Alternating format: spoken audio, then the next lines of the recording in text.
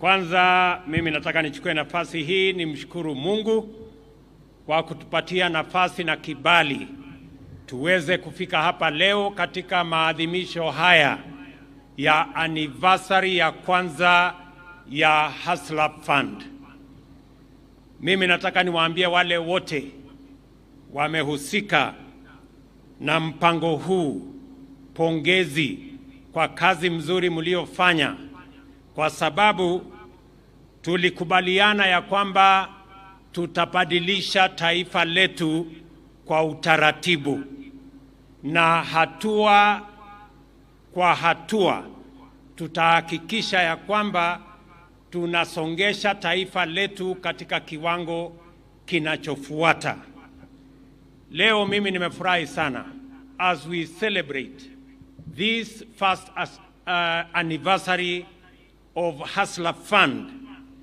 We have a tremendous movement that has been created out of this Hustler Fund initiative. Kwanza niko na mambo kama matano hivi nitasema hapa. Sio yale matatu, leo ni matano. Kwanza mimi nataka niwaeleze Wakenya wenzangu ya kwamba tulikubaliana ya kwamba tutakuwa na taifa ambayo haitaacha wengine nyuma wakati tunapiga hatua ya kwenda mbele. Tulikubaliana ya kwamba Kenya ni ya Wakenya wote, na Kenya tunataka Kenya ambayo Wakenya wote watajivunia kuwa Wakenya. Kazi yetu ya kwanza, tulikubaliana ya kwamba uchumi wetu ulikuwa katika hali mbaya sana. Madeni yalikuwa yametusonga kama taifa. Matatizo ya hata kugharamia kulipa hiyo madeni ilikuwa ni ndoto chafu. Ilikuwa ni hali ambayo Wakenya wengi walikuwa wanashangaa tutatoka hapa kwa njia gani.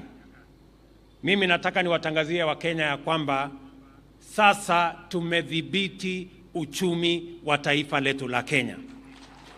Ile changamoto tulikuwa nayo, kisirani tulikuwa nayo, tatizo kubwa ambayo ilikuwa inatukumba, na watu wengi walikuwa wanafikiria ya kwamba Kenya itaelekea mahali nchi zingine zimeelekea katika kukosa kulipa ahadi zao ama madeni yao.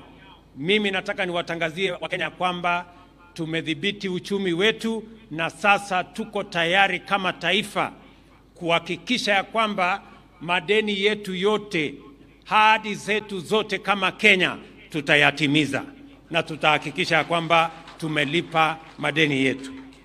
Vile nilisema juzi nikiwa bunge, hatua yetu ya kwanza ya kulipa yale madeni ambayo yamekuwa yakitusumbua, tunaanza mwezi ujao, huu mwezi wa Disemba, kuhakikisha ya kwamba we put our country in sound economic footing. Let me tell the people of our great nation Kenya, the challenges we had a year ago, we were staring at debt distress. We were staring at a difficult moment. I want to say, because of the decisions we have made over the last 1 year, today I can comfortably tell the nation that Kenya is now on a sound economic footing and trajectory, and we are well on the way to making sure that we respect all our commitments, including all our debts, so that we can get our nation moving. Jambo la pili, tulikubaliana vile vile ya kwamba lazima tutatue jambo ambalo linatusumbua sote kama Wakenya. Jambo la gharama ya maisha. Cost of living is one of the big tickets upon which we spoke, we canvassed, we campaigned, and I want to tell the nation that the interventions we have made in addressing the big matter of the cost of living are beginning to bear fruit. Today, I can stand on this podium na kusema mwaka mmoja uliopita wakati kama huu bei ya unga ilikuwa 240. Leo nikisimama hapa bei ya unga imeteremuka, sasa tuko hapo kwa 140, 130. Na hiyo ndio ukweli, watu waseme, because it is the truth. Tunaelewana jameni? Na mimi nataka niwaeleze mambo bado. Hiyo kazi bado tutashughulika nayo. Niliwaahidi Wakenya ya kwamba tutapunguza bei ya mbolea ili tuweze kuwasaidia wakulima wetu. Bei ya mbolea iliyokuwa 7,000 leo ni shilingi 2,500. It is a fact, it is the reality. Na kwa sababu tumefanya kazi hiyo, wakulima wamefanya bidii, na mimi na waheshimu wakulima sana, ni wazalendo wa taifa letu la Kenya. Wamefanya bidii, wametuzalishia chakula, and we are well on the way. It is going to take time, but we are well on the way in consolidating our food security so that again our country does not suffer the shame of hunger in the Republic of Kenya. Hiyo ni kazi ambayo tulisema tutashughulika nayo. Hatua ya pili ni kuhakikisha vile vile katika hiyo harakati kupanga vile tutaongeza mapato ya Wakenya. Na niliwaambia Wakenya ya kwamba tutapanga mbinu na namna ya kuzalisha ajira katika taifa letu la Kenya, ili wananchi wengi waweze kupata mahali ya kujishikilia, waweze kupata mbinu na hali ya kupata mapato. Niliwaeleza ya kwamba wakati wa campaign, niliwaeleza tutakuwa na mpango wa housing ambayo itatusaidia kuzalisha ajira, itatusaidia kuendesha makampuni, itatusaidia kuhakikisha kwamba Wakenya wanaoishi katika vitongoji duni, wanaoishi mahali ambapo hakuna heshima, wanaoishi katika slums, pia na wao wapate decent housing. Mimi nafurahi leo ya kwamba katika taifa letu la Kenya, mwaka mmoja baadaye, Wakenya 120,000 wanafanya kazi katika mpango wetu wa housing development katika Republic ya Kenya. Mimi nasema hivi, kuna wale architects wanafanya kazi, kuna engineers wanafanya kazi, kuna masons, kuna artisans, kuna electricians, kuna plumbers, kuna accountants wanafanya kazi kule katika kampuni ambazo wanaleta simiti na chuma, kuna watu katika quarry, kuna watu katika transport sector. Hizo watu wote leo wanafaidika kwa sababu tuko na manyumba saa hizi 50,000 ambazo tunajenga. Kufikia Januari tutakuwa tumefikisha manyumba 90,000 ambazo tunajenga, na nia yetu ni kuhakikisha ya kwamba in the next 5 years we will have 500,000 Kenyans working in our housing development plan, because we committed ourselves to make sure that we use housing to grow jobs and to grow opportunities for employment in our country. Vile vile tuko na mpango mzima wa kuhakikisha kwamba we export our labor so that we can enhance the earnings of Kenyans. Tuko na mpango ya digital jobs ambayo sasa iko tayari. Wabunge wamepitisha sheria jana, na mimi nitaweka sahihi next week so that we can unlock the potential of digital jobs using our ICT hubs, 1,450 countrywide, katika mpango yetu ya kuhakikisha kwamba tunazalisha ajira.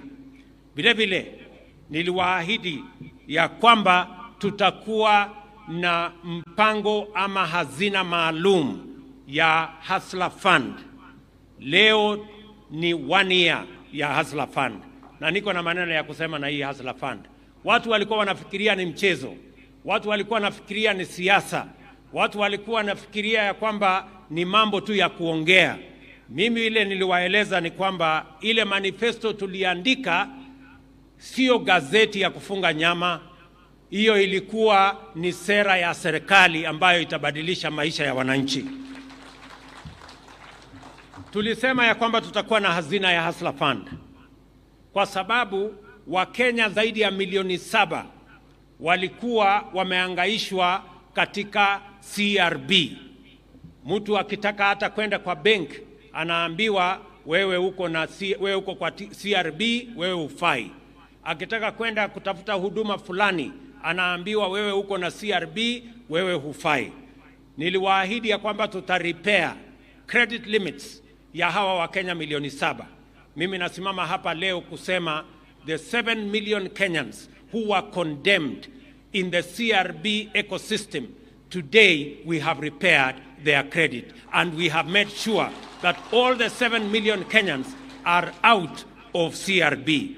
More importantly, 2 million Kenyans, 2.2 million Kenyans whose credits were repaired from CRB, today they are active borrowers in the Hustler Fund.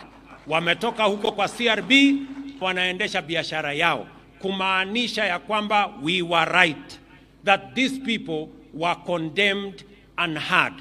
It means they were condemned not because of anything they had done, because they had financial difficulties. We have given them a product today that does not condemn anybody because you did not pay on time. We have given a product to Kenyans through the Hustler Fund where you can repair your credit rating. You can move on it slowly but surely until you get your act together and you succeed.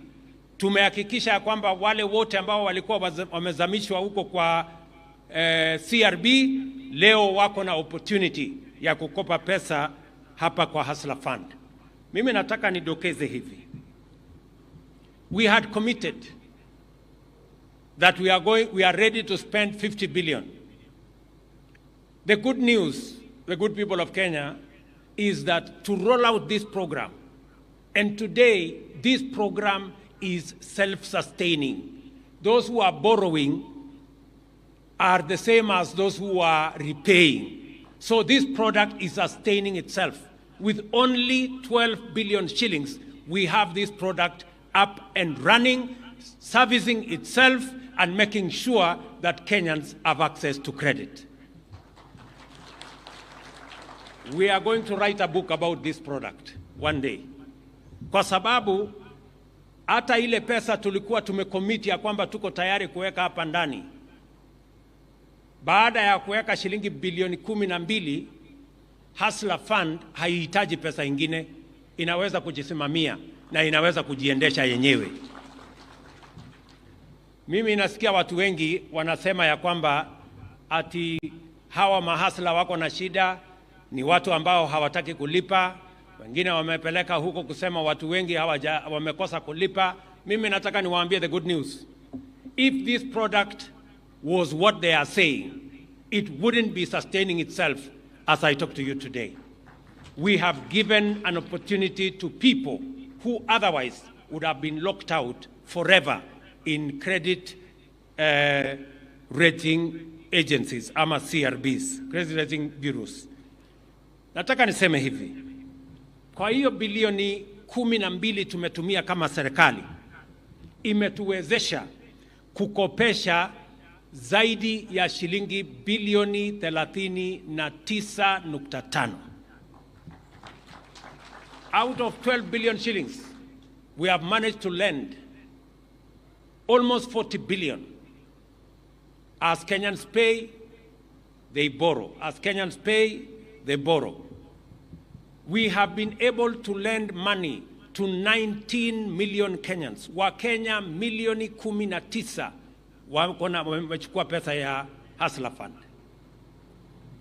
Wakenya milioni 7.7 are active members.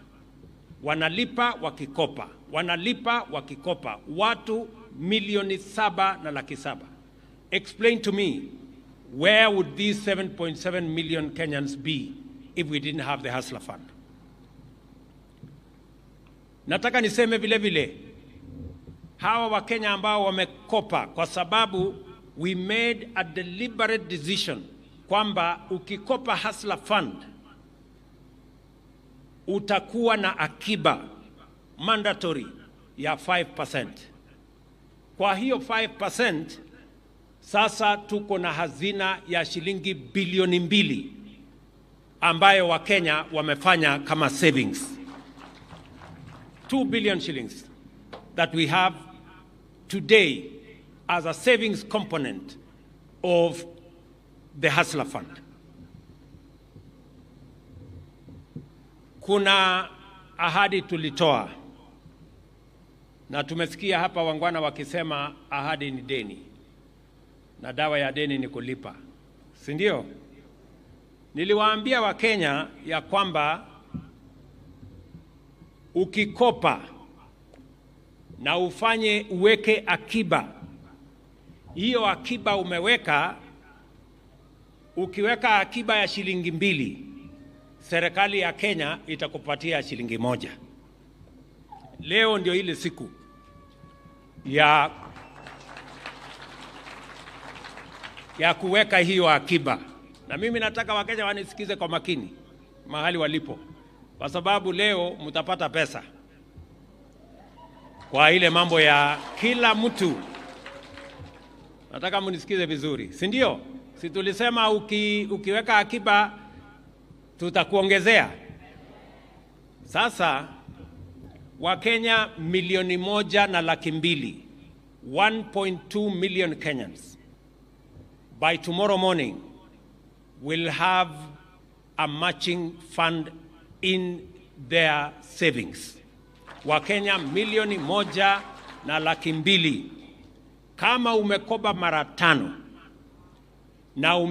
na umeweka akiba, umekopa mara 5, na niliwaambia limit ya juu ni shilingi 6,000.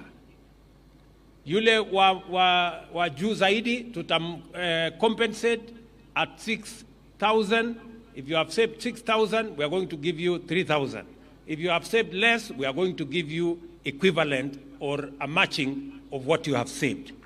So kesho asubuhi Wakenya 1.2 million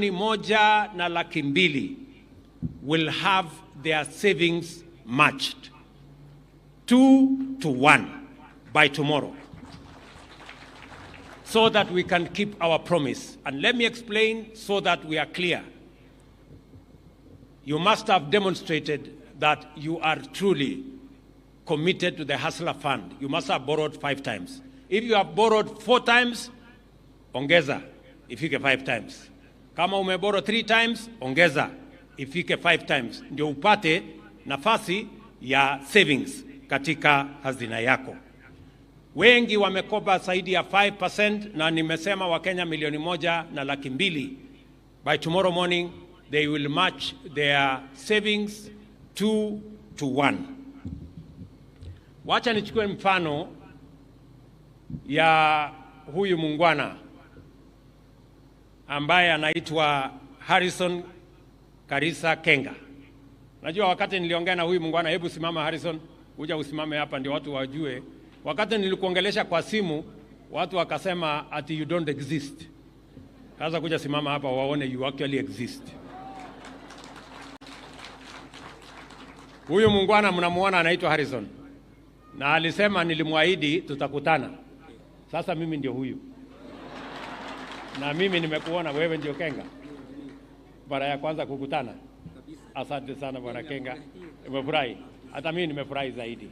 Sasa simama hapa niseme story yako, kwa sababu unajua hii Kenya iko na kizungumkuti kidogo. Huyu mungwana ambaye anaitwa Harrison Karisa Kenga, huyu mungwana nilisungumza na yeye. Umesikia anasema anakopa, anaweka pesa kwa tuktuk yake, anatumia kwa petroli ikiisha anakopa tena. Huyu mungwana amekopa zaidi ya shilingi 714,000. This man here. Kwa hiyo shilingi 800 analipa, shilingi 800 analipa. Wakati tuliongeza limit yake, tukaongezea kutoka 800 ikafika 1,600. Ni kweli ama si kweli? Ikafika 1,600. anaendelea kukopa sasa na hiyo limit mpya. Sasa leo niko na maneno. Huyu mungwana katika ile kukopa na kulipa, savings yake ni shilingi 35,730. This man, simple as he looks, mtu ya tuktuk, ndio boss, na aliniambia tuktuk hiyo si yake, ni ya mwenyewe, kazi yeye ni mtu tu ya kushughulika. So huyu mungwana asante sana. Mumesema apatiwe yake? Kwani mnafikiri amekuja hapa kufanya nini?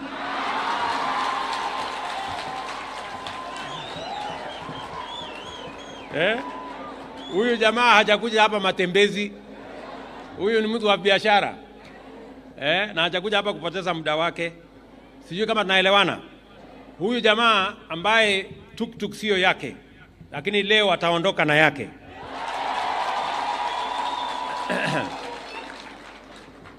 Sasa wacha nimtumie kama mfano. Huyu mungwana amesave shilingi 35,000, na leo kwa sababu amefikisha hapo kwa 6,000, amepitisha hapo 6,000, tutamuongezea shilingi 3,000 kwa savings yake. Sasa itajaa shilingi 38,730. Na haitoshi. Wale wengine wote msikie vile nimesema. If you have borrowed, if you have saved up to 6,000, we are going to match with 3,000. Below that, we are going to match the equivalent in terms of, in the ratio of 2:1. Jambo la pili. Uko na shida, unaweza keti hapa ama uko sawa? Uko strong? Haya. Unasema unaweza keti hapa.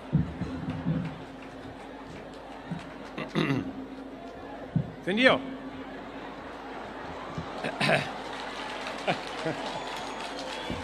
Haya. Jambo la pili. Matching nimesema. Jambo la pili, Wakenya wengi na nimewasikiza hapa wamesema ya kwamba wanataka limit iongezeke. Sindio? Hiyo limit mumesema mumezoea hapo, lakini sasa mnataka, na kwa sababu mumeonyesha ya kwamba ile limit mumepatiwa, nyinyi ni wangwana na munalipa, sasa leo tena sawa sawa tunaongeza limit ya pesa ile unaweza kukopa kwa Hustler Fund. Wacha niwaeleze vile tutaongeza. Sawa sawa? Wakenya 1,200,000 tena leo wataongezewa limits zao. By today we are going to enhance the limits of 1.2 million regular borrowers. Wale wamekopa zaidi ya mara 10 utaongezewa limit yako by 100%. Wacha nitumie mfano tena ya huyu mungwana anaitwa Kenga. Huyu Kenga limit yake imekuwa 1,600. Sasa kuanzia leo jioni itakuwa 3,200. Yule limit yake ni 5,000, itasonga kuwa 10,000. Yule limit yake ni 10,000, itasonga kwenda 20,000. Hivyo ndivyo itakavyoendelea kutokea leo. Yule ambaye amekopa 5 times, between 5 and 10 times, limit yako itaongezeka by 60%. Na yule ambaye umekopa kati ya 2 times na 5 times, limit yako itaongezeka by 40%. Na utatumiwa kwa mtandao, utajua limit yako imeongezeka kiasi gani. Wacha niongeze hapo. Bado nataka kutumia mfano ya huyu mungwana Bwana Harrison. Nyinyi ambao mumesave kama huyu Harrison, leo mtakuwa na nafasi ile savings yako 30% ya your savings unaweza kuchukua leo uende ufanye naye biashara yako ingine. You can withdraw 30% of your savings today. Tunaelewana? Kama huyu Harrison, savings yake ni 35,000. Sasa 30% ni shilingi 10,719. Sasa wewe Harrison, ukitoka hapa kama unahitaji 10,000 leo, unaweza kutoa savings yako ufanye nayo kazi ingine ama uendeshe nayo biashara yako ingine.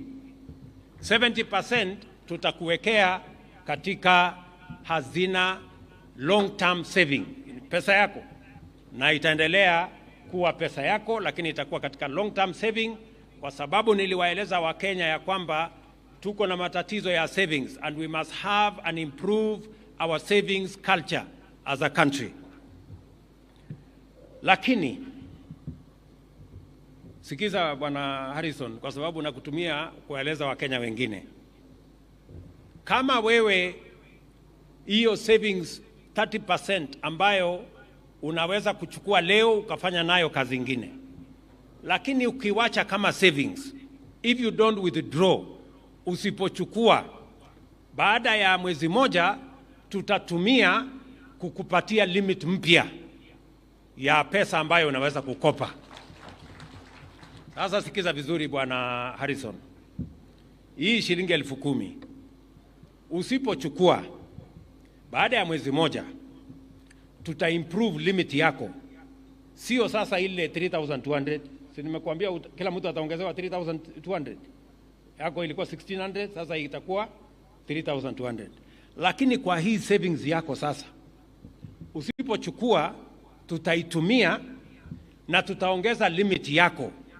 Kwa ile 10,000 ungetoa, tutaongeza limit yako ikue 21,438. Sasa uamuzi ni yako bwana.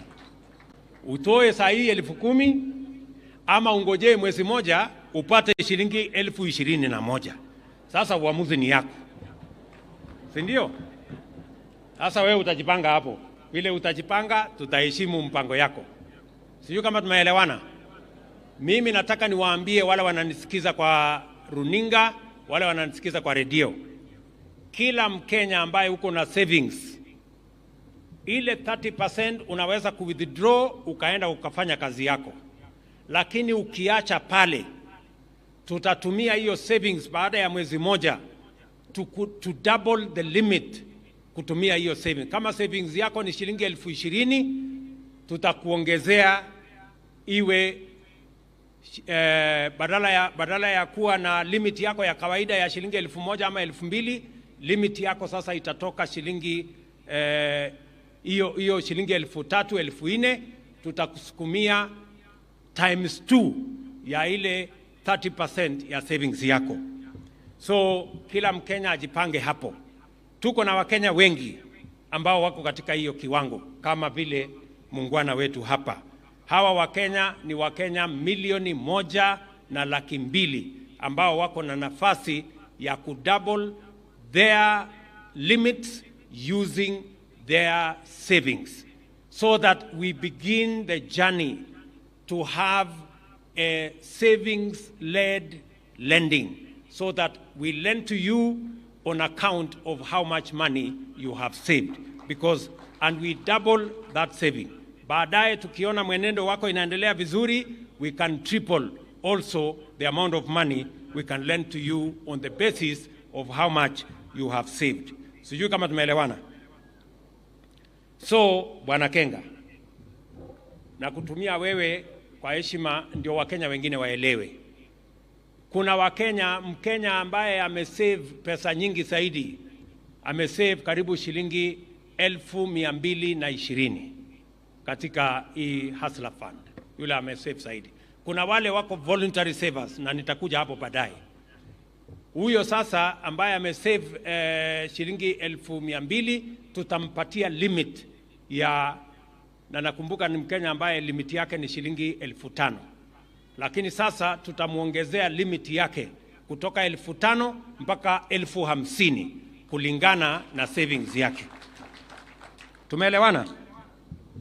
Wacha niende jambo la 4. huyu muungwana Kenga na wale wengine wote mliofanya savings, sisi wote tunajua ukiweka pesa kwa account lazima unalipwa interest. Si ni kweli? Kwani kuna mtu anaweka pesa kwa account bila ya kunegotiate interest? So kwa sababu pesa yenu ni saving, sasa tumekubaliana ya kwamba kila mtu ambaye amesave tutakulipa interest ya 12% kwa pesa yako. Nyinyi mnanielewa? Wakenya wengi ambao wako na pesa kwa account kama ni shilingi 3,000, ukipata bahati sana utalipwa 1% ama 2%. Saa zingine hata hakuna interest unalipwa. Ni kweli ama si kweli? Sasa mimi nataka niwatangazie Wakenya wengi hapa wako na savings ya 1,000, 2,000, 5,000, 3,000, 10,000 hapo. Sasa tumeconsolidate hiyo pesa yenu yote na tumenegotiate, tumetumia ile aggregated amount ya pesa zenu na tumenegotiate interest ya 12% hata kwa mtu mwenye ako na shilingi 1,000 ama shilingi 500, something that would otherwise not happen. So kila mmoja tarehe 31 Disemba mwezi ujao ungojee tena kwa simu yako, uangalie savings uko nayo, ukalculate 12%, ungojee hiyo pesa. Tarehe 31 mwezi ujao, mwezi wa Disemba, kila Disemba tarehe 31 utakuwa unapata pesa yako ya interest kwa ile saving umeweka katika Hustler Fund. Na kuelekea mbele tumekubaliana itakuwa treasury bill rate -3 ya management na mambo ingine hapo katikati. That will be the interest that those who are saving in the Hustler Fund are going to make.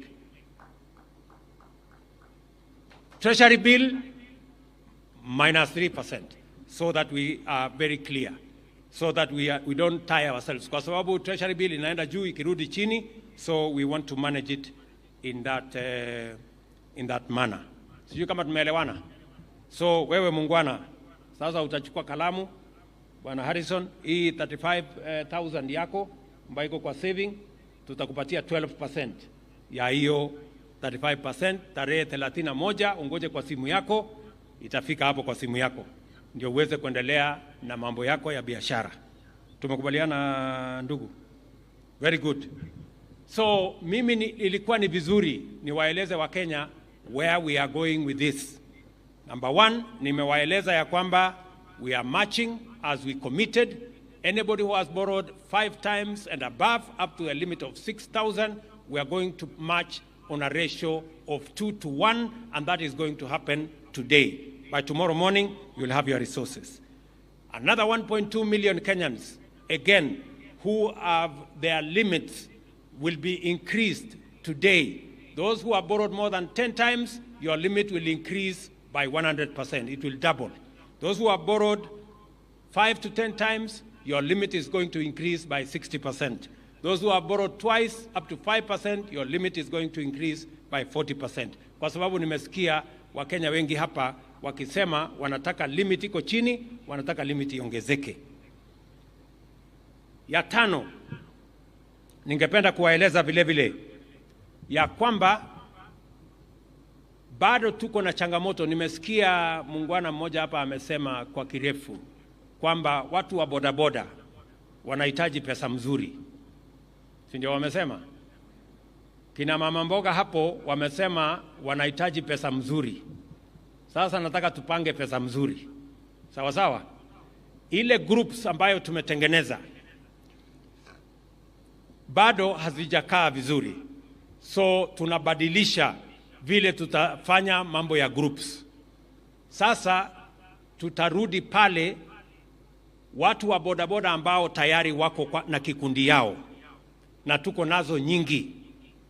Kama kikundi yenu ya bodaboda muko tayari na kikundi yenu, sasa tutawasajili tutawatengenezea na tutahakikisha ya kwamba kati ya shilingi 200,000 na shilingi 1,000,000 kulingana na vile mtalipa, tutawapatia beginning as we go into the new year. Na nimeambia wizara wakiongozwa na waziri na PS wako hapa.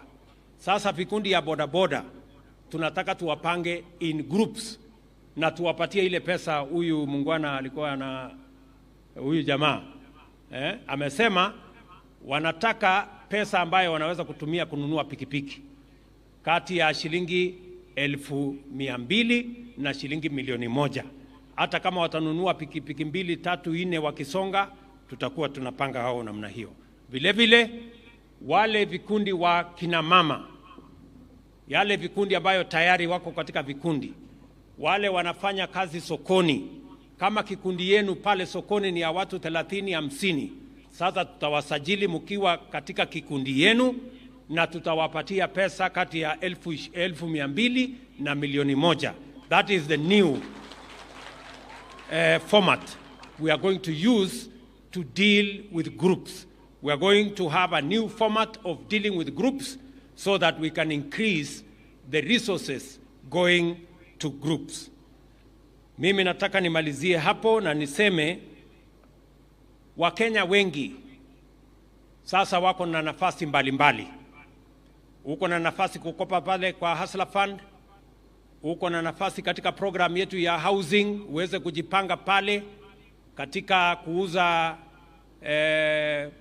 hardware, kutuuzia chuma, kutuuzia simiti, kutuuzia mawe, kutuuzia changarawe, kuwa ni plumber, kama wewe ni electrician, kama wewe ni artisan, wewe uko na mpango pale. Vile vile kama wewe ni mtu ya kompyuta, tuko na mpango sasa ya digital jobs ambazo tunapanga.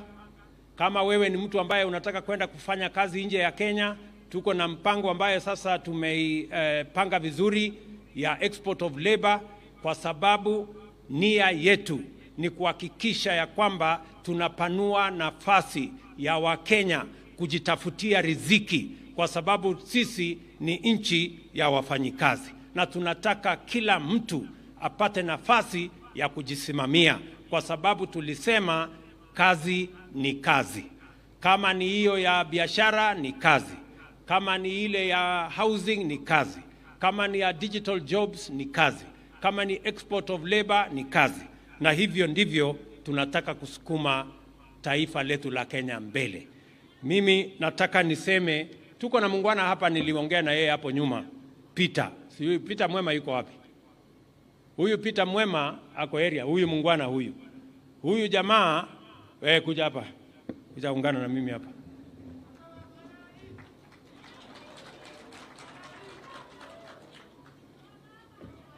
Huyu mungwana alikuwa ni mtu ya kutengeneza milango, madirisha, na tumewapatia sasa mafundi wetu hawa.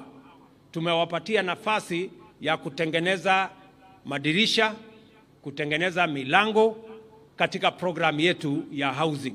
Watu ambao walikuwa wanaitwa ni wajua kali, watu ambao hawakuaminika ya kwamba wanaweza kupata kandarasi, saa hizi wanapata kandarasi ya shilingi 1,100,000, shilingi 1,200,000 kuendesha biashara yao wakiungana kama mafundi, na tutahakikisha ya kwamba hata na wao wanapata nafasi kununua ile manyumba ambayo tunajenga.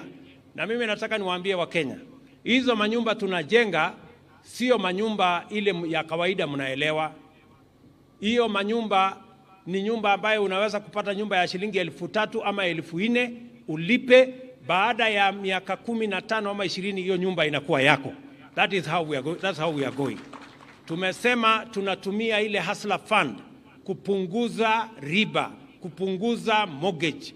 Wale watu wa chini wanaitwa social housing watakuwa wanalipa tenant purchase agreement ama tenant purchase houses. Hizo tenant purchase interest yake ni 3% because of the housing fund. Interest ya affordable housing ni 6% kwa sababu ya housing fund, na interest ya ile market rate itakuwa 9% kwa sababu ya housing fund. na tutatoa hiyo interest ya social houses kutoka 18% ya sasa mpaka 3% katika program yetu, ili tuhakikisha kwamba Wakenya wengi wako na nafasi ya kujipatia makao. Tumeelewana boss? Tuko chonjo? Mambo nimesema iko unataka kusema kitu? Ongea na yako. Siwezi kwa yangu.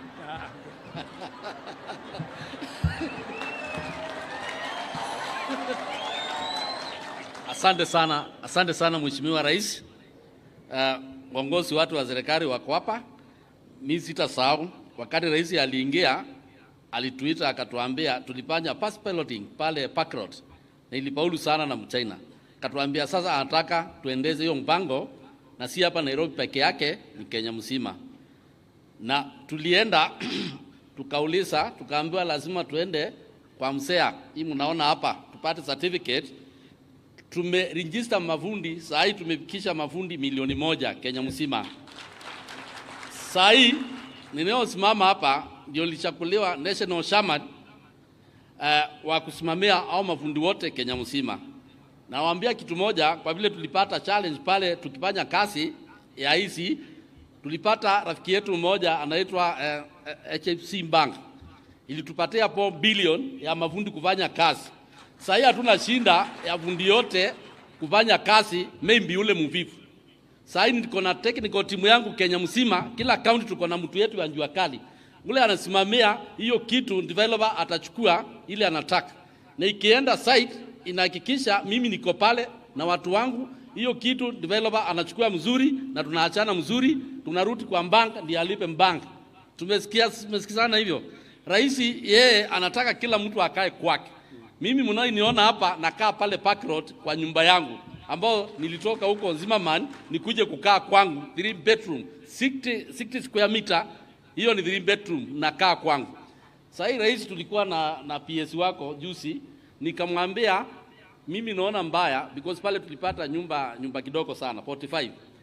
Jua kali saa hii through the big penetration because this is subsector, tuliungana juzi, tumechanga pesa mingi ambao tuliambia PS wako mahali hiyo pesa tumeweka, na alifurahia sana na akasema ametupatia 10% mahali yote jua kali na njengwa, hizo nyumba zitakuwa za jua kali ya Kenya. Mafundi wote wakae kwa mafundi hao. Simfanye hivyo. Nilikuja hapa na 250 mafundi. Msalimie rais mkifanya hivyo. Asante sana rais kwa mpango wako. Thank you Peter. Asante sana. Haya, huyo ni representative wa mafundi wetu. Mimi nataka niwaeleze hivi. Bwana Mema na kundi yako. Sasa tumeweka mpango maalum ya kwamba 20%, sio 10%, 20% ya manyumba yote Kenya itakuwa ni mahasla wale watalipa tenant purchase scheme. Kama hapa Mukuru, saa hii tunajenga nyumba ambazo nyumba 4,000 itakuwa under tenant purchase scheme. Pale Kibera tunajenga nyumba zingine 4,000 zote zitakuwa chini ya tenant purchase scheme, kwa sababu tunataka kuhakikisha kwamba hata Mkenya wa kawaida, hata mama mboga ama mtu ya bodaboda anaweza kuishi kwake hapa Nairobi, mahali ambapo anapata heshima na tunasonga mbele pamoja. So ndugu zangu, watu wananchi wa Kenya, mimi sitaki kusema kuzidi hapo. Mimi nimefurahi sana. Huyu muungwana anaitwa Karisa kwa sababu amenitembelea. Sasa wewe utarudi na tuktuk yako kule mahali utakuwa unaendesha biashara yako, tukishughulika na Wakenya wengine wote. So mimi nataka niwashukuru sana, niwaambie nawapenda sana, na watakia baraka ya Mungu. Mungu awabariki. God bless you. Asanteni sana. Mungu awabariki. Thank you.